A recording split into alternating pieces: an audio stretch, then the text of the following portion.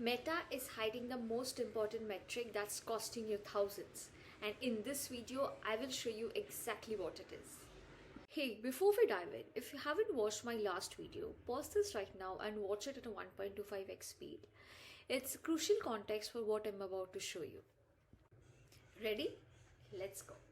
In this video, you will discover topical duplicacy, why your winning ad strategy is failing, the hidden metric that Meta even won't show in their API, creative duplicacy, the real reason why your ad stopped working.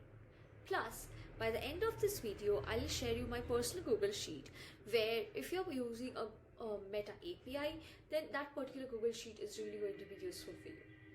Now, before starting, I would like to introduce myself. I'm Ananya. I'm a manager media buyer here at AdBuffs with 4 years of experience, and in this 4 years, me and my team has handled over 400 crores of spends, and the agency together has handled more than 1000 crores of spends over the past 1 year. Here are some of the recent screenshots for multiple brands, and here are some of the recent case studies that we published. Now, why I'm showing you this? To understand that I'm not coming from nowhere and giving you context. Now let's start with something that happens almost in every ad account, and for the topical duplicacy. Okay, so you have a winning ad, it's performing well, it's having good ROI. What's the first thing that most of the marketers do? They try to replicate that success, and that's where you're going wrong.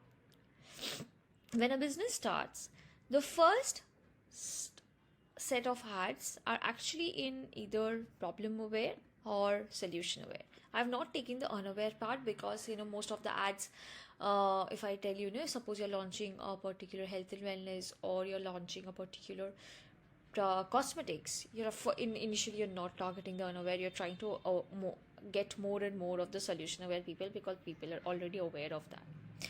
So those first set of ads, that actually has a very good performance. But the moment you go ahead and start creating more and more creatives, and replicating it with existing templates like before, after, X reasons why, you're just diving in and making your audience smaller because you're going to your product aware and most aware set. Here, stop there and think about your best performing ad. I bet it follows the exact same pattern. But here's what's interesting.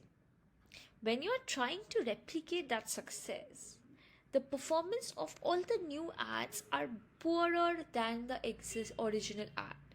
And over time, you will see the original ad is also starting to decay. Why? Because we are always telling that creative is the new targeting.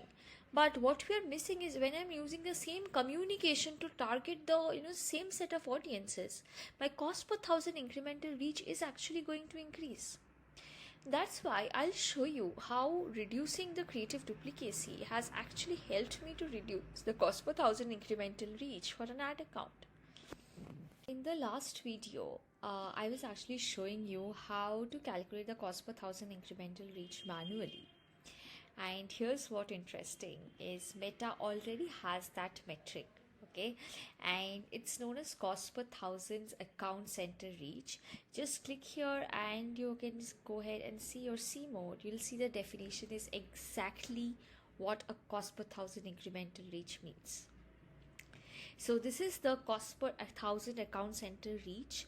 Account centers are always unique, but this metric is not available in any Meta API. So if you are using any particular analytics tool to optimize your ad, then you know that where you are going wrong because you're not able to see the exact metric that it needs. So how I used to calculate is, this is my Google Sheet. I had created a function in AdBuffs, and from there we get the data. Here every day it gives the same metric of cost per thousand incremental reach for the ads, and you are looking into that manually. So if you're a person, you are using the Meta API and you need this kind of sheet to calculate it, you can comment and I'll share that in this video. And now if you just go ahead and see the patterns, okay, so here let me take multiple ad sets. So I'll just take the benchmark and I've created a custom metric here. So what I can see is this is how my CPIR trend is. How I'm calculating a benchmark is I'm taking CPM into the frequency. I'm taking it for the best performing day. I'm taking it for the worst performing day. That gives me the benchmark that in my best days how things have been, so I know how my CPR should lie. Now when I'm seeing the trend of for all the ad accounts, I'm actually also able to see this is the ad set IDs. Okay, so which ad set is actually working well. So until and unless any ad set is actually decreasing and it's coming to my benchmark, for example, this particular ad set is having a very good CPIR.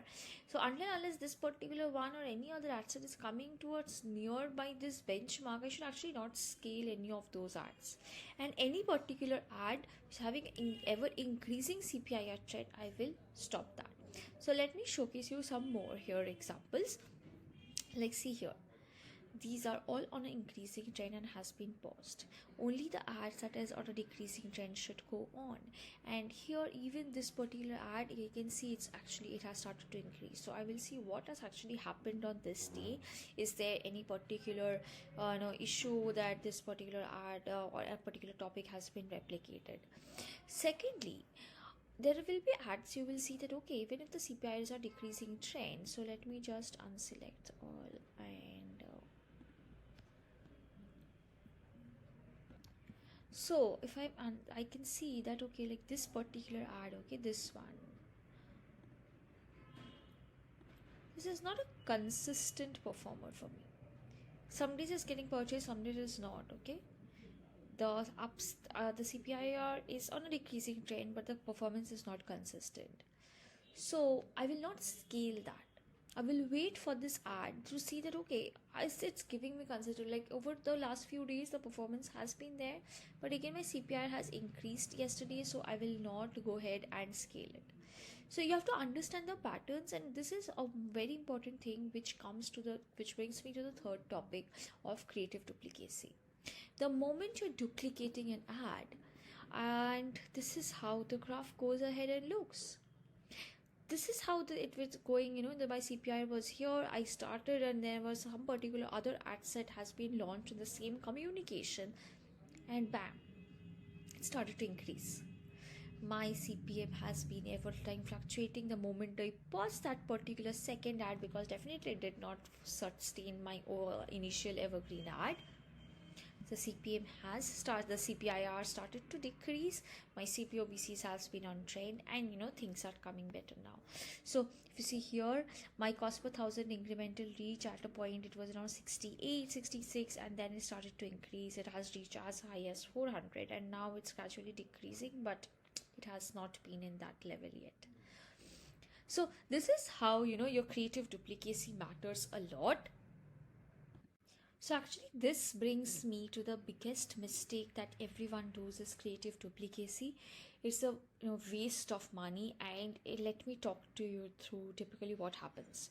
You see a winning ad, you create winning variations in multiple vessels, like different other vessels, like it may be celebrity content, maybe a influencer content, maybe a before after, maybe a customer testimonial. But you see your cost per incremental reach rising, and actually you will have no idea, because you're maybe launching it in something in a different ad set or maybe in the different ad account. But as again, creative is a new targeting, so your creative diversity is what it matters, because you're targeting the same audiences with the exact same messaging. So go ahead and check your ad account and see how many messaging variations are you actually using. With this, I come to the end of this video, and I'll be sharing you the next video on how to use Advantage Plus campaigns and how that can actually help. Though my preference is always ABO campaign, but I still feel that Advantage Plus shopping campaigns has a good potential, and it definitely has been working really well in many accounts over the last 1.5 years. Then comes why flexible ads has much more potential to last longer. Because this is something that I have been seeing in some of the ad accounts. But yes, I'll definitely do some more study and get back to you on that. So stay tuned for the second video. Thank you.